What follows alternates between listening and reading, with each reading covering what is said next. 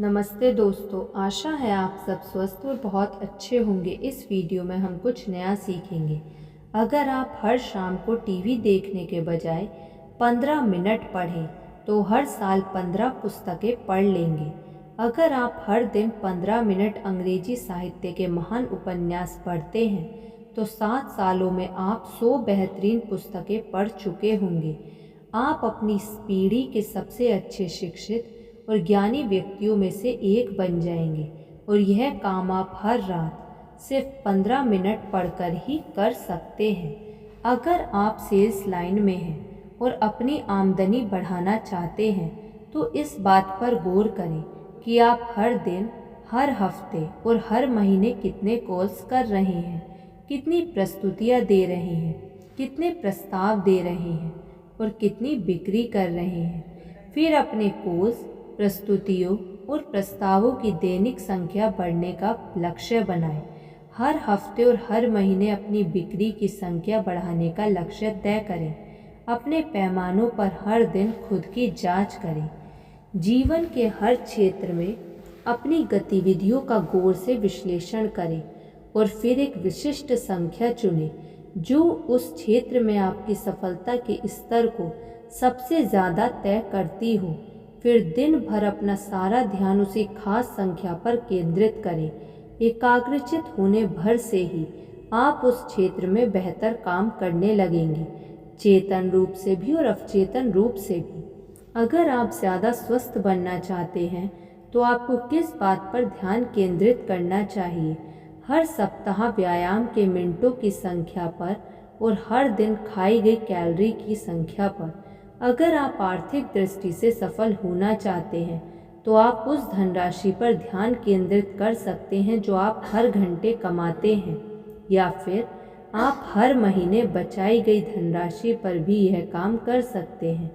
अगर आप सेल्स में सफल बनना चाहते हैं तो आप हर दिन अपने द्वारा किए गए कॉल्स या फिर हर महीने की सेल्स की संख्या या आकार पर ध्यान केंद्रित कर सकते हैं।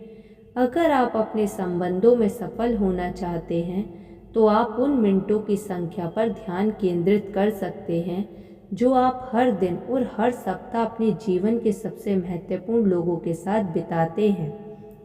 जिसे नापा जाता है उसे ही किया जाता है। एक और कहावत है, अगर आप इसे नाप नहीं सकते तो इसका प्रबंधन भी नहीं कर सकते। लक्ष्यों से संबंधित विशिष्ट पैमाने तय करने, सटीक रिकॉर्ड रखने और हर दिन अपने प्रदर्शन का मूल्यांकन करने की योग्यता से यह सुनिश्चित हो जाएगा कि आप अपने लक्ष्य तय समय तक या उससे जल्दी हासिल कर लें जब आपने उन्हें हासिल करने का लक्ष्य बनाया हो। एक पैमाना तय करें जिसके माध्यम से आप अपने जीवन के हर क्षेत्र में अपनी प्रगति और सफलता का मूल्यांकन कर सकें। हर दिन इस पर गौर करें। अपने काम के सबसे महत्वपूर्ण हिस्सों को तय करें जो आपकी आमदनी को प्रभावित करता हो और फिर उस क्षेत्र में अपनी दैनिक गतिविधियों का मूल्यांकन करें। दैनिक, साप्ताहिक, मासिक बचत और निवेश के लिए न्यूनतम निश्चित राशि तय करें और फिर इस काम के लिए खुद को अनुशासित करें। हर बड़े लक्ष्य को नापे जा सकने वाले, नियंत्रित किए जा सकने वाले हिस्सों में तोड़ लें और फिर हर हिस्से को तय समय सीमा में हासिल करने पर ध्यान केंद्रित करें। एक खेल बना लें कि आप हर लक्ष्य के लिए पैमाने, पायदान, स्कोर कार्ड्स, टारगेट्स और डेडलाइंस तय करेंगे। फिर उन संख्या और तिथियों पर ध्यान केंद्रित करें। लक्ष्य अपनी परवाह खुद कर लेंगे। हर दिन किसी बड़े लक्ष्य का कम से कम एक खास हिस्सा हासिल करने का संकल्प लें और इसमें एक दिन की भी चूक ना करें। आपके हिसाब से लोग हार मानने से पहले अपने नए लक्ष्य कितनी बार हासिल करने की कोशिश करते हैं? आपको क्या लगता है? दरअसल औसत 1 से भी कम है। ज़्यादातर लोग तो पहली कोशिश करने से पहले ही हार मान लेते हैं और वे इसलिए हार मान लेते हैं क्योंकि जैसे ही वे कोई नया काम करने का फैसला करते हैं तमाम किस्म की बाधाएं, मुश्किलें, समस्याएं और अवरोध सामने प्रकट हो जाते हैं, और वह भी फौरन। सच्चाई यह है कि सफल लोग असफल लोगों से कहीं ज़्यादा बार असफल होते हैं। सफल लोग ज़्यादा चीज़ें आजमाते हैं, गिरते हैं, उठते हैं और फिर दोबारा कोशिश करते हैं, बार बार करते हैं, जब तक कि वे आखिरकार सफल नहीं हो जाते।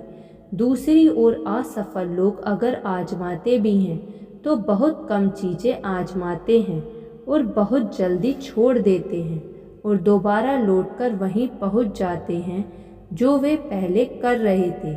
यह तय माने कि लक्ष्य हासिल करने से पहले आप कई बार असफल होंगे। असफलता और अस्थायी पराजय को उस सफलता की कीमत माने जिसे आप अनिवार्य रूप से हासिल करेंगे। असफलता ज़्यादा समझदारी से दोबारा शुरुआत करने का अवसर है। लक्ष्य तय करने के बाद खुद से पूछें, मैं इस वक्त वहाँ क्यों नहीं हूँ? कौन सी चीज़ या व्यक्ति मुझे पीछे रोके हुए है? मैंने अब तक वह लक्ष्य हासिल क्यों नहीं किया है? अपने और लक्ष्य के बीच खड़ी तमाम बाधाओं को पहचान लें। हर उस चीज़ को लिख लें जो आपके ख्याल से आपका रास्ता रोक रही है या आपको धीमा कर रही है या आगे बढ़ने की राह में बाधा डाल रही है।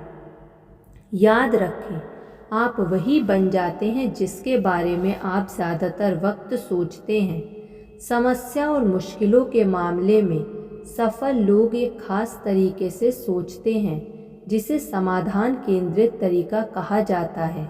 सफल लोग ज़्यादातर वक्त समाधानों के बारे में सोचते हैं। असफल लोग ज़्यादातर वक्त समस्या और मुश्किलों के बारे में सोचते हैं। समाधान केंद्रित लोग हमेशा अपने रास्ते की बाधाओं को ऊपर से, बगल से और नीचे से पार करने के रास्ते खोजते रहते हैं। समस्या केंद्रित लोग लगातार अपनी समस्याओं के बारे में ऐसी बातें करते हैं कि उनके लिए कौन सा व्यक्ति या वस्तु जिम्मेदार है, वे कितने दुखी या नाराज़ हैं और यह कितना दुर्भाग्यपूर्ण है। दूसरी ओर समाधान केंद्रित लोग बस यह सवाल पूछते हैं, हम इसे कैसे सुलझा सकते हैं। फिर वे समस्या से निपटने के लिए ज़रूरी कदम उठा लेते हैं। आप जो चीज़ हासिल करना चाहते हैं उसके और आपके बीच हमेशा किसी न किसी तरह की समस्या बाधा ज़रूर होगी।